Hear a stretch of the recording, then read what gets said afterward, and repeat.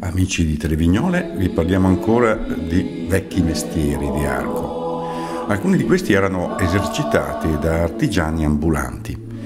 Il loro giro era ampio perché la loro arte non corrispondeva ai bisogni di largo consumo, ma in genere tornavano negli stessi luoghi a scadenze precise e avevano il loro posto fisso come una bottega a cielo aperto. Cominciamo col moleta. Il moleta, come veniva chiamato l'arrotino, arrivava dalla Valrendena, spingendo la mola, cioè un arnese che comprendeva tutta l'attrezzatura completa per il suo lavoro. È difficile descrivere la mola, ma lo scultore francescano del convento delle Grazie, Fra Silvio Bottes da Brusino, l'ha magistralmente rappresentata a Pinzolo nel monumento appunto al moleta. Uno dei moleta, Giuseppe Schernia, papà di Erminia e di padre Guerrino, si era casato ad Arco ai primi del 1900 e vi si era stabilito con la sua arte.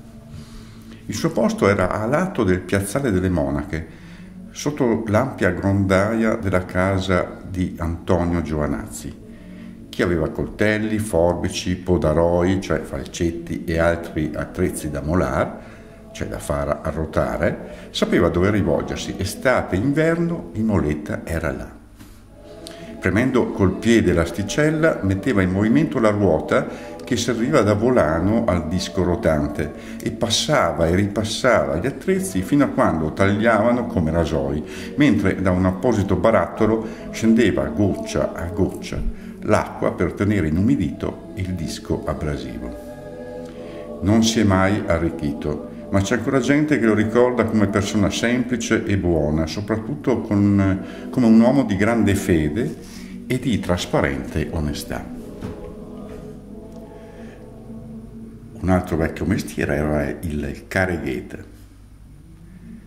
Le sedie, le careghe, che si usavano un tempo, erano per lo più impagliate e, come tutte le cose sottoposte a usura, quindi di tanto in tanto bisognava metterle a posto, si sfilacciavano, si sfondavano, richiedevano insomma l'opera dell'impagliatore. Il careghetta veniva ad Arco dalle valli del Cadore o della Carnia. Passava con una sedia infilata nel braccio e un gran fascio di paglia legato dietro la schiena e si annunciava a gran voce: careghetta, careghetta. Manco a dirlo, trovava sempre da fare e il suo lavoro era davvero maestro artigiano. Come le cadorine, che passavano a vendere mestoli, zoccoli e ogni altro arnese di legno, il careghetta aveva il suo posto per dormire nella casa di Antonio Giovanazzi. Sulla paglia o sul fieno c'era sempre posto per tutti la notte, prima di riprendere il giro il giorno seguente. E finiamo con l'ombreleur.